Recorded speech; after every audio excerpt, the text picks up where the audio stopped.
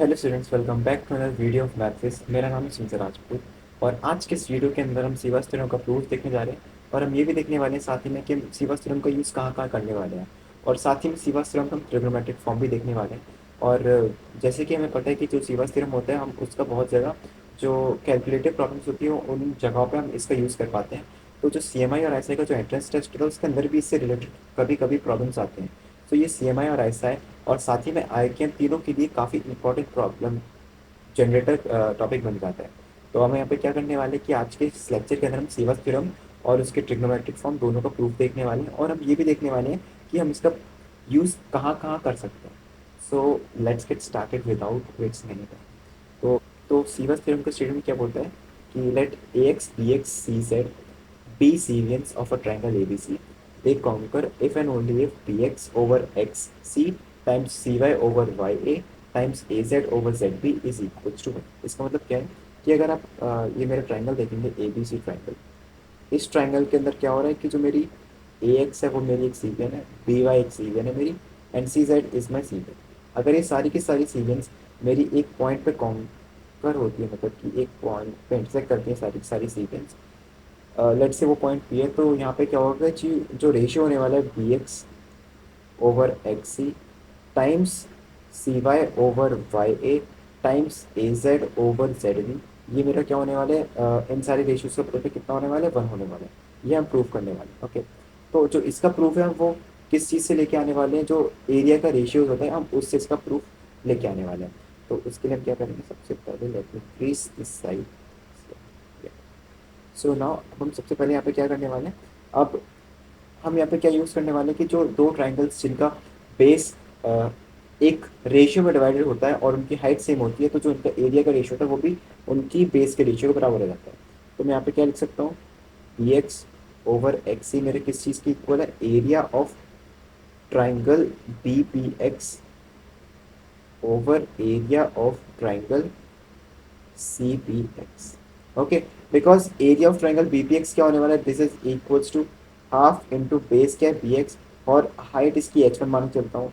और जो area of triangle CPX होने वाला है वो क्या होने वाला है, मेरा half into CX times H1, इसकी भी हाइट सेम है, तो this is equals to BX over CX। Okay, तो मैं यहाँ पे क्या कर रहा हूँ, मैं यहाँ पे BX ओवर CX को area of triangle BPX over area of triangle CPX के फॉर्म में लिख रहा हूँ। ओके, और साथ ही में ये एरिया किन दो एरिया के रेशियो के इक्वल होने वाले हैं, वो होने वाले हैं area of triangle BAX over area of triangle CAX की, राइट। क्योंकि यहाँ पे अगर मैं हाइट, ये वाली हाइट को H1 हाइट मान रहा हूँ, ये हाइट को H1, और इस बड़ी वाली हाइट को अगर मैं H2 मानता हूँ, तो मैं एरिया ऑफ ट्राइंगल BXA को क्या लिख सकता हूँ, हाफ इंटू बेस क्या है मेरा BX है, हाइट मेरी क्या हो जाएगी, H2 हो जाएगी। सिमिलरली जो दूसरा ट्राइंगल है CAX, उसके अंदर मेरा बेस है CX और हाइट है मेरी H2। तो यहाँ पे जो रेशियो होने वाला है एरियाज का वो मेरे किस चीज़ की इक्वल होने वाला है, वो होने वाला है मेरा BX ओवर CX की इक्वल। तो ये दोनों की दोनों रेशियोज इक्वल है एरियाज के। ओके, तो अगर मेरे पास अगर दो ratios X Y over A B होते हैं, तो this is also equals to X minus A over Y minus B. इसका सिंपल सा प्रूफ है। ओके, तो ये हम कॉम्बिनेंडो और डिविडेंडो से निकाल सकते हैं। तो मैं इसका प्रूफ तो नहीं बताऊंगा बिकॉज ये बहुत ज़्यादा बेसिक चीज़ हो जाएगी। तो this is also equals to area of triangle BAX minus area of triangle BPX whole divided by area of triangle CAX minus area of triangle CPX। तो ये किस चीज़ की इक्वल हो जाएगा, अब अगर आप इस फिगर के अंदर देखेंगे, तो एरिया ऑफ ट्राइंगल ABX में से अगर मैं एरिया ऑफ ट्राइंगल BPX हटा दूंगा, तो मेरे पास कौन सा एरिया बच रहा है, मेरे पास ये वाला एरिया बच रहा है, राइट। तो मैं उसको लिख सकता हूँ, this is equals to area of triangle ABP। और सिमिलरली डिनोमिनेटर के अंदर आ जाएगा area of triangle ACB। Okay, तो ये सिंपल सी कैलकुलेशन थी। अब मैंने यहाँ पे क्या दिखाया कि जो ratio BX over X C है that is equals to area of triangle ABP and area of triangle ACB, right. इन दो रेशियोज की इक्वल है।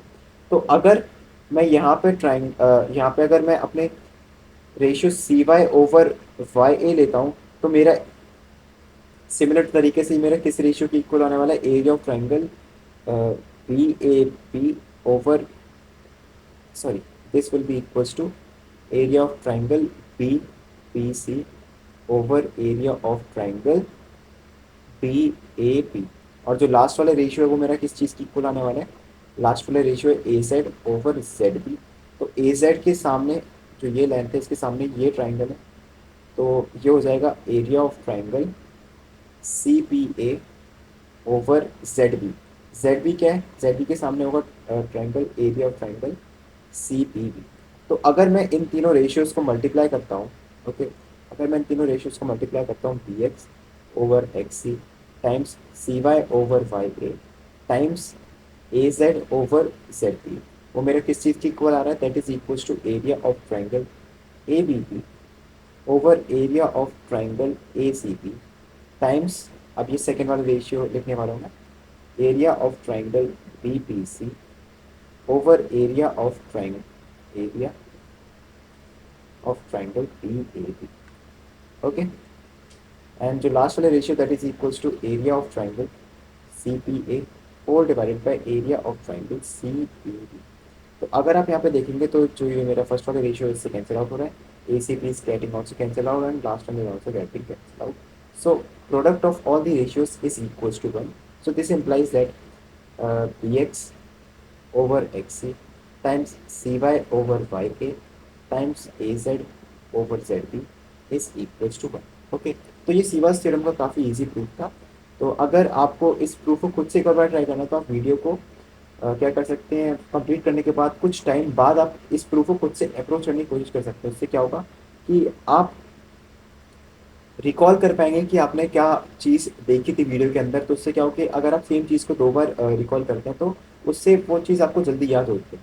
ओके, तो अब ऐसा हो सकता है कि आपको एक ट्राइंगल दे दिया जाए, उसके अंदर आपको पता है कि 3 सीक्वेंस एक सिंगल पॉइंट पर कॉन्करेंट हो रही है, और आपको ये साइड लेंथ एक्स दिए, ये वाई दिए, ये जेड दिए, ये डब्ल्यू दिया है, और ये मान लेते हैं ए दिए हुई है। तो आपसे पूछा हुआ है कि इस साइड लेंथ, ये वाली साइड लेंथ क्या है।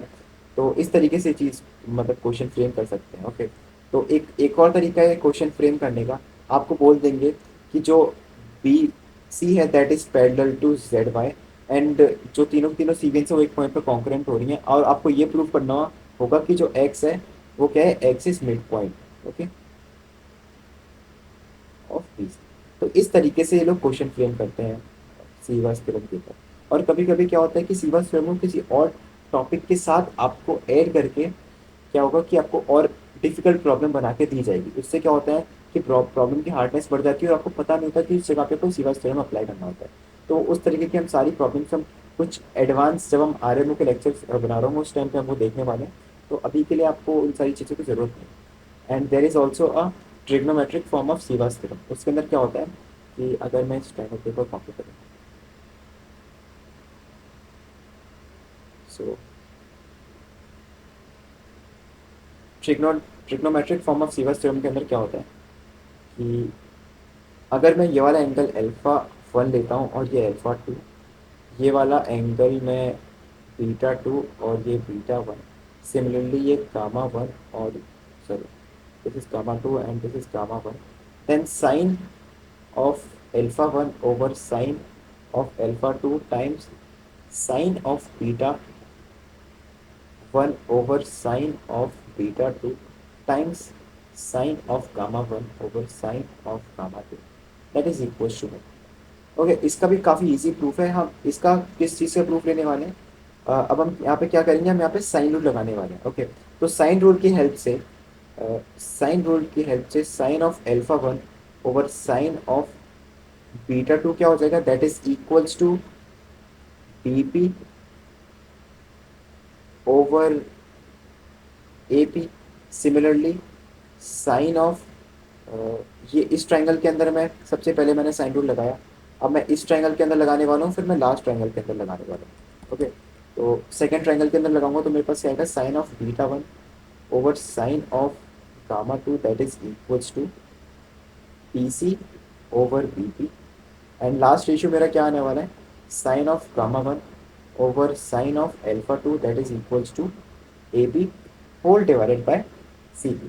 तो जब मैं इन तीनों रेशियोज को मल्टीप्लाई करूंगा तो मेरे पास क्या आएगा, sine of alpha 1 over sine of beta two times sine of beta one over sine of gamma two times sine of gamma one over sine of alpha two that is equals to B T over AP times BC over BP.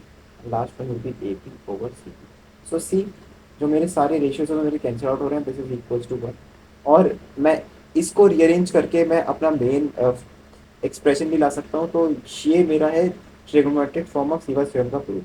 तो अब trigonometric form of Ceva's theorem का proof से हम क्या लिखेंगे कि अगर हमें मान के चलते हैं कि यहाँ पे हमें कुछ कुछ एंगल्स इक्वल दे दिए ओके मान के चलते कि हमें बता दिया कि ये मेरा एंगल बाइसेक्टर है जो मेरा A P B P C P है वो मेरे क्या है एंगल बाइसेक्टर्स हैं तो हम trigonometric form of Ceva's theorem से यहाँ पे क्या कर पाएंगे कि जो मेरा एंगल बाइसेक्टर्स का जो कॉन्करेंट होता है वो हम प्रूफ दिखा पाएंगे कि जो मेरे एंगल बाइसेक्टर होते हैं वो मेरे कॉन्करेंट होते हैं हम इसकी हेल्प से कुछ कुछ हम प्रॉब्लम्स भी लेकर कर पाएंगे सेम इसी थ्योरम की हेल्प से but I don't think so उसका नीड है बट मैंने Ceva's theorem trigonometric form of Ceva's theorem आपको इसलिए पढ़ाया क्योंकि कभी कभी कुछ प्रॉब्लम्स ऐसी ऐसी होती हैं जो नॉर्मल फॉर्म से सॉल्व नहीं हो पाती उन प्रॉब्लम से सॉल्व करने के लिए हम ट्रिग्नोमेट्रिक फॉर्म यूज़ करते हैं तो that's it for this video अगर आपको वीडियो पसंद आया तो please like share and subscribe Mathwiz and thank you for watching this video and bye